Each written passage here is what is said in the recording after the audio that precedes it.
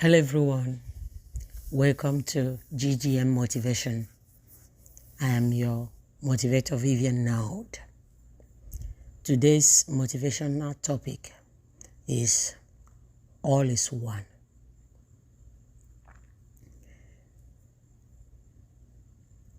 For a very long time, I have always felt that we are all individuals and we are all separate from one another. We have free will. All these things are things that we are taught. We are individuals. We are separate. We are different from everybody else. And we don't need each other. And it doesn't matter what happened to other people. Based on my research and what I have learned over the years, most of the books tells you or teaches you as if the animal and the trees and the plant life, all the things in this world, as if they're just there for our years, And I believed it. I lived my life like everybody else on earth. And I just took what I needed to survive, And the people that I have to help, I took whatever that is needed for them and gave to them in order for them to survive. I buy the things I can buy. I build the things I can build. I plant the fruits and vegetables and things that I can. Even help to grow, animal that we can use for food and for, whatever we need.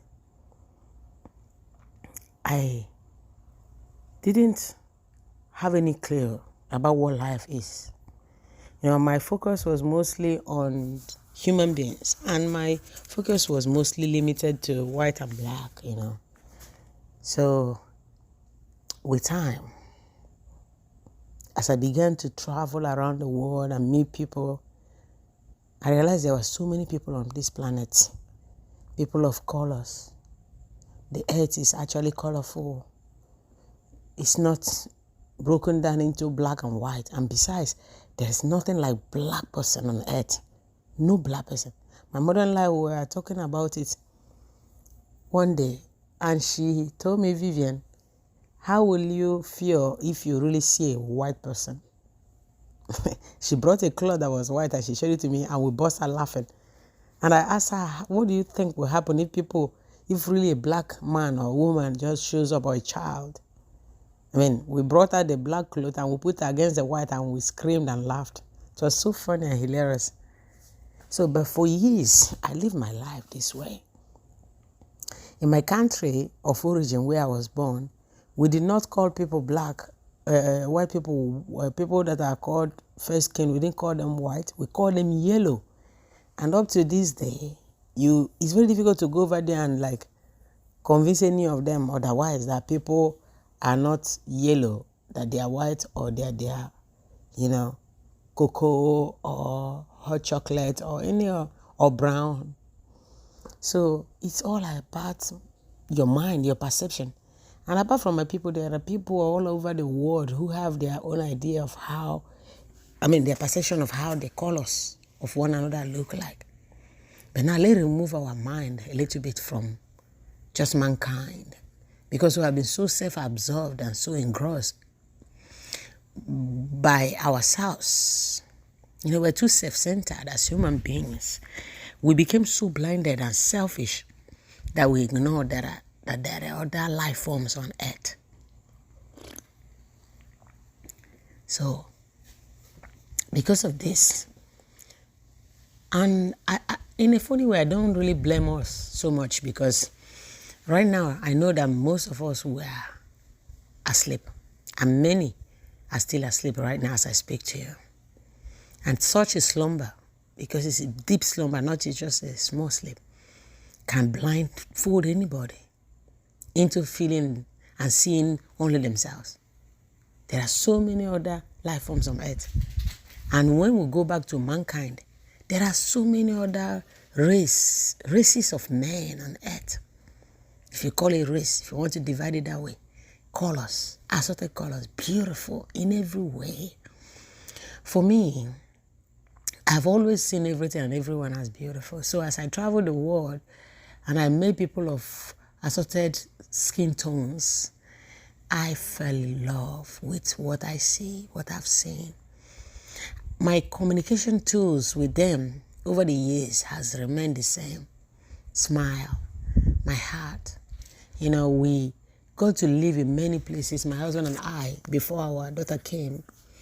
We got to live in many places where there was no words to communicate. I mean, we could make noise, but we couldn't understand each other. And most of the people, our driver didn't speak English or understand English, and our cook, housekeepers, they didn't understand, even gardeners didn't understand any word of English language. So we were left to actually, survive. And in most cases, in many of those countries, when my husband and I will arrive, he will maybe spend a little bit of time with me, and then he's gone. He's gone for work, he's traveling the world, and I had to, find a way to communicate, to get what I needed. So I had to communicate with people from different parts of life, from different walks of life, with different religions, different languages, and all that we have was just our faith in ourselves, our love and respect for one another, our mutual admiration that there is God above. So they give me sign, above I give them sign, and they know I believe in God. They touch their heart, I touch my heart, and I say a word, and they will understand what I say. So to cut a long story short, all is one. As our topic for motivation it implies that everything on earth is one. Everything, everyone is God. God himself told me this. It's not what I read in books or fairy tale or what they taught me in the church, things like that. For sure, after my encounter with God himself, I started to research and read books and, try to talk to people who had this idea. And I was shocked. And then I tried to communicate with animals. I tried to communicate with the plant life. And I realized that this is fact. I mean, we are not the only ones that are one with God, or that are manifesting on earth, or that are useful on earth, or that are making changes, or that are creating life, or that are multiplying.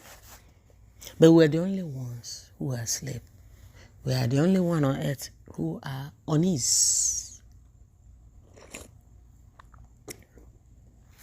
We are the only ones that are at war with ourselves. We're the only ones that look outside of ourselves. We do all kinds of scientific experiments.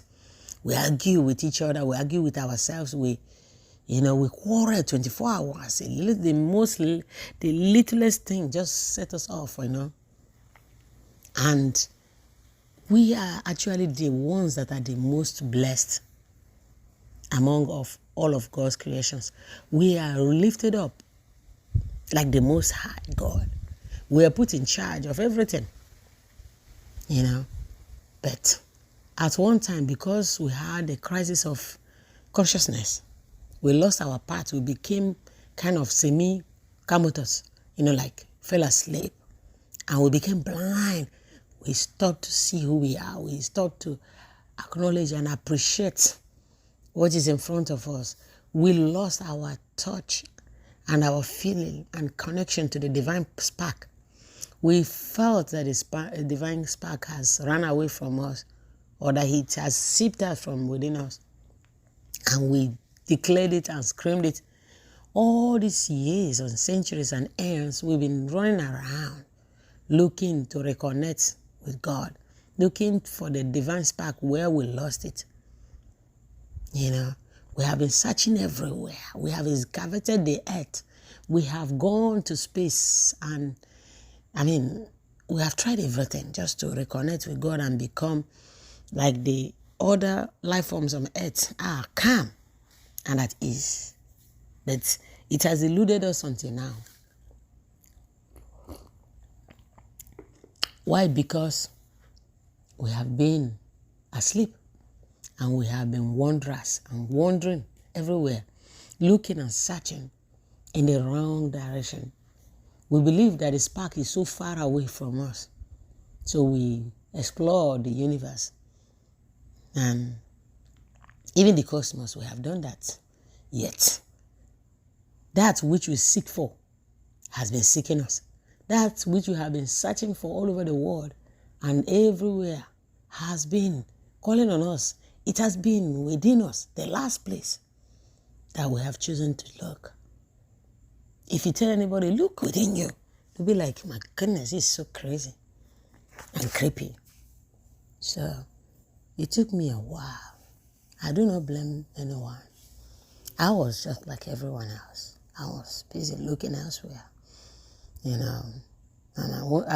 I will stay awake reading books, just trying to find out what made this earth tick and what made us tick and why this person is this color and why this is happening, why is it not raining and why is it raining too much, why is the weather too hot, too cold. I felt that I could define everything and explain everything, and if we could not explain it, so it's not real. So at the end of the day, I was blown away when God came. I mean, I felt that he came, but he did not come to me. He woke up from within me. And in the end, just to prove it to me, he re-entered within me, re-entered inside me. He said, I have always been inside you. I'm with you always. That's what it means. I am with you always. I told you this. I am with you always, that the Son of the Most High God, the Son of Man, our Lord Jesus Christ told us, is literally what it is. I'm with you always. God has always been with us, being inside us. That divine spark that I spoke of, that we have been seeking for, is God Almighty in us. Our gift, our divine right, the presence of God in us, the felt proof that he put in us, so that at the end of the time, as it was in the beginning, so shall it be in the end. Must be fulfilled. That promise must be fulfilled. He will become us. If we cannot become him, he will become us, so that we can become him. Just as in the beginning, when before all things were made, he became us, made us, formed us. His ideas, he put us into manifestation, and he became us. And then automatically we became him. So now in this end, as many could not rouse themselves on time, he decided to do what he does best, become us, so that we can become him. And as we become one with him, we understand, and we will continue to understand everything around us. We will understand more of the nature of things, the creations around us. We will come to realize, we'll come into our power, which is the spark, which is the divine rights, the divinity within us. As we come into our divinity, we will be able to communicate with other life forms on earth who have been patiently waiting for us to rouse ourselves from sleep, or for the Most High God to have mercy on us and rouse us. We will come to know them as they are, and to see them as they are, to accept them as they are, and to believe them as they are. when we come to realize that they have always been there for us, they have always been us, one with the Most High God and one with us, we'll come to realize that what we take as silence from them is not silence at all. Rather, it is openness for communication. They have been patiently waiting for us. They have been reaching out to us and praying for us and blessing us so that we can wake up and see reality. Wake up, see ourselves and see reality. Become one again with God so that we can become one with them. So that we can better serve the world. We can better cater to the world. We can be better caretakers of this world, of ourselves, and of all life forms on earth. When we have this coherence, this understanding, this connection, this spark rekindled between us and all life forms, which can only be done through God. Once we have this, we will be restored into heaven, into paradise, into nirvana, bliss, samadhi, and everything that we have even wanted. All these things shall be added unto us. That's why he says, seek ye first the kingdom of God and his righteousness,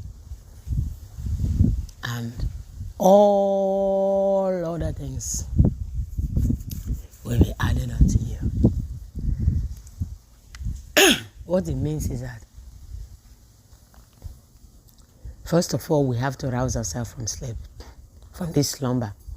We have to reach out to God. If a drowning man is drowning, or a woman is drowning, or anything at all, any life form is drowning into the water, and they reach out their hand, somebody or something is going to save them. It's going to scoop them out of that water. Or they might be able to grab onto or latch onto anything that is around and hold onto it, and it will move them, carry them to shore. But if we don't make a move, if we do not reach out our hand to all other life forms, if we do not stretch out our hand and call out to the Most High God, then we might never wake up. We must wake up, see ourselves and see reality. We must wake up, become one with the Most High God. Even as God is rousing us, we must accept him, believe him, trust him above all else, see him above all else, walk for him, walk with him, connect with him, and then connect with one another, connect with this world, this earth, our universe. Become one, become coherent with all other life forms. Hear them out. Give consideration to them. Stop being judgmental. Stop being angry and mad. Stop seeing ourselves as little or nobody, and start seeing everything and everyone on earth as good, as one, and as important. Our life matters, yes, as human beings, but the life of all of God's creation matters too. Our ability to commune and communicate with one another is very important, but our ability to commune and communicate with all other life forms on earth is more important. It's also important. Everything matters, including us. For that reason, the motive of this teaching is to remind you and to rouse you into the realization that we are all one. And the reason why we have not seen this or known this or acknowledged this, and even some of us who are awake and have seen it and have acknowledged it, The reason why we have not done much to completely unite everyone on earth in our thoughts and in our mind and in our prayers, in our deeds, is because we have not fully connected to God. We are not fully awake.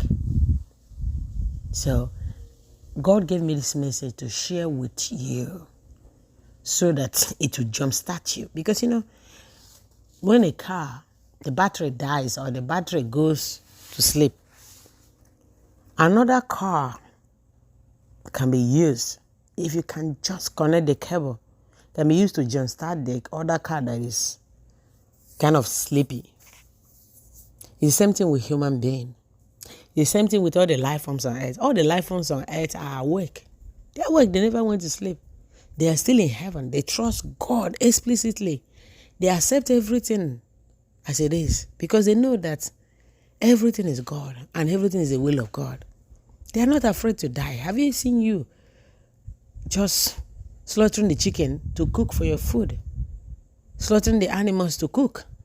Uprooting all your vegetables and all kinds of madness just to feed yourself? What did those fruits and vegetables do? What does the tree say to you? What did the animals say? They don't say anything. They live according to the law of non-resistance, the law of nature, the law of God. They know that if you take them for your meal, it's because you need to eat. And they're not afraid to sacrifice themselves for you, to satisfy your hunger. You know why? Because they know that they are God. They are one with God. And if you eat them, you multiply them. God will multiply them. Nature will multiply them. If they die now, they are not dead. They die in your food, as your food. But they grow into you. They become you. When you take a banana, according to Sadhguru, you take a banana now and you peel it and you eat the banana. Some people believe that you have killed the banana. Oh, why did you eat the banana? Because the banana is having its own life. And you're eating many bananas or even one banana. As you just put this banana into your mouth, the banana has died. Okay, according to the perception of those who have no clue as to what God is. But you become the banana. You grow. If it's a child, the child will keep growing. And that growth, as the child is growing, the banana lives on. As energy lives on in that child until when he becomes a man. The same thing with other food, the fruits, even the animal. They understand the cycle of life and they just allow us. They allow everything to thrive and to move in circles according to the will of God. They are not afraid of death. For them, they have no concept of death, except the ones that live with us and not the rest. But the other ones, if they are running in the jungle, for instance, let's say some zebras are running, and a pack of lion or tigers are chasing after them. They know that one of them is meat, or a couple of them are meat for that night. They will run because they have learned the idea of danger. And they are meant to move. They're not meant to just sit there and say, okay, lion, come and take us. They are meant to give the lion a run for his money. So basically, they run, but they know that a sacrifice had to be made. And they accept it when it's done. They don't go, once it's gone, they cry for a little bit, and then they move on with their life. They don't go throwing parties and all kinds of things. They don't go spending so much money and writing wills and fighting it off among themselves who is going to get the inheritance of the person that died. They spend most of their time accepting it as their fate and knowing that as one of them goes into the stomach of those lion or tigers, they will become lion, they will become tiger, they will grow and evolve. And in most cases, in their case, as they go, a child, a cub is being born. So they keep coming back. It's the same thing with human beings. So human beings are so afraid of everything, including death. One of their most scariest things are death. Many of them don't even want to think about it because they feel that death is a definite end. If we die now, it's finished though. But the truth is this: there is no end. No end. No beginning, no end. Just as our Creator has no beginning, has no end. He's an endless God without a beginning. Although we say in the beginning is God or was God, we say that because there was nobody. I mean, we are all ideas in his mind, but he is the one who is there. There was no beginning. There was nothing else before him. So, and he's going nowhere because he's inside us. So my point is this, before I get distracted by the beautiful outside space and all the beautiful life forms that I'm looking at and that are working in harmony with me to record this video, I am blown away. I'm blown away by what I have learned, that all is one. You know, it has changed my life. It has made the coin drop for me. It has made my perspective about the world to become meaningful and more conclusive. It has made me a better person, a better wife, a better sister, a better friend, a better, motivator. I am one with the universe. I am one with God. I'm one with everything. My ability to accept this and become this is the reason why I'm here. It took me a while to really achieve what I have achieved, becoming peaceful with myself, looking within me instead of looking outside of myself for God and for all his creations. All these things I speak about, the life forms, all other life forms, and all other people of the earth, they are all us. They are all inside us. One of the things that God used in blowing my mind is to make me know that he is the one. He is the one behind all of us. He's the one inside all of us. He is the one, the sole authority, the sole power. That all of us are just here to fulfill his will. That we are the mask through which he sees the world. That we just stay and he wears us like a cloth. That we're his temples. When Jesus Christ said that we are the temples of the Most High God, I mean, it means what it is, literally. We are all the temples of God. We just sit here like a house. He walks in and then become us and then achieve his aim. There's nothing we're doing. We're just here to enjoy and just co-pilot, follow him around. And, like you follow your daddy, you're still very young, your leg is shaky, you're learning how to walk, but your daddy just allow you. In fact, he puts you on his shoulders sometimes, and your head is a little bit taller than your daddy's own. You feel that you are bigger than your father or taller than your father simply because your head is sticking out. That's exactly what our relationship with God is. So every life form on earth, God is a one. To the most minuscule something, like the sand, the grain of sand in the sea, along the seashores, in front of your yard, all the grasses, the spices you use in cooking, all those things, they are all God. It's amazing.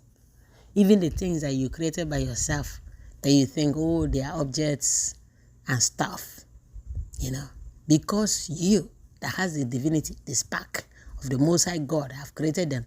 The spark goes through your hand and goes into your creations, and automatically they become God. People do not realize this. That's why you should speak good into them. Use them with respect. Use everything on earth with respect. See everyone with the eyes of love and eyes of grace.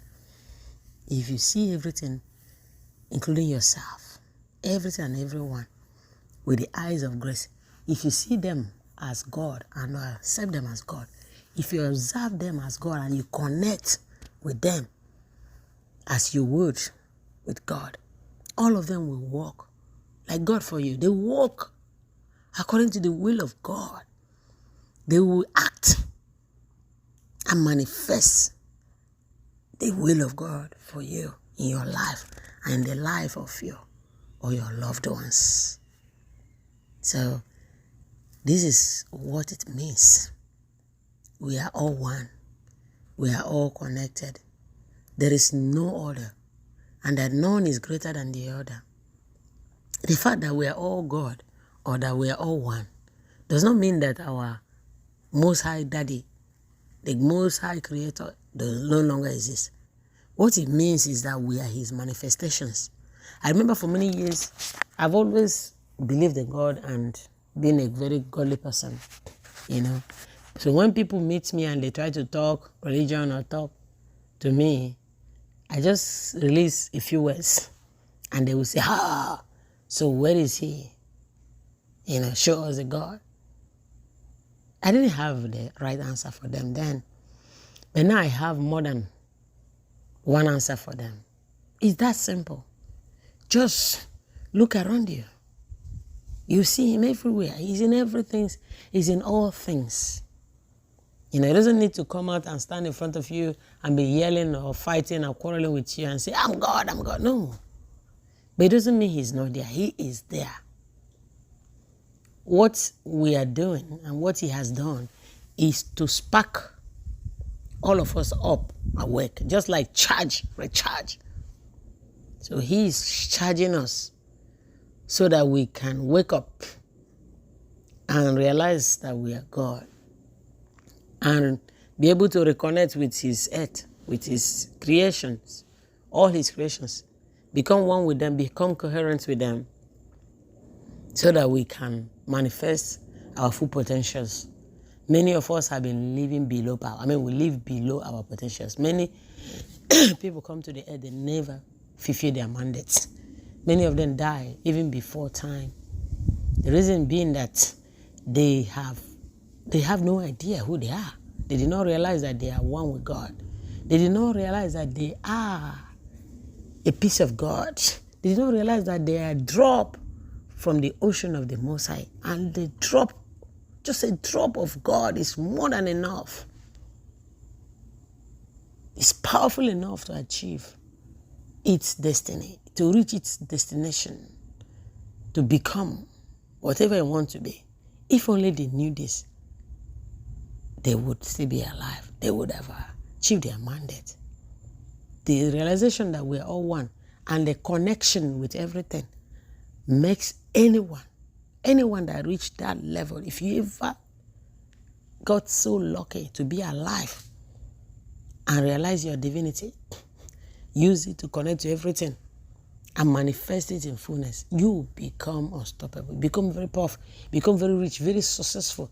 When I say rich, it does not mean only financial power. It does not mean money only. You be rich in every way. And that is the true word of the Most High God. Our God is a rich God. When you awake to His wealth and to His beauty, His grandeur, and all that He has, everything, all other things will be added unto you. All that we have to do is to seek God that is within us first and follow Him. When He rises within us, when He awakes and calls us, we should awake along with Him and become Him. And then in turn, we connect with the connection we have with Him. We can reconnect with this earth, reconnect with all life forms, with one another, and we'll be back in paradise. All other things, every other things will become and will be added unto us. I thank you for taking out the time to listen to this motivation. I believe and hope that this motivation have touched your life and that it will change your life. Because just making this video have changed my life completely. I thank God for giving me this voice and for wearing me like a cloth and saying all these things to you. Thank you. Thank you.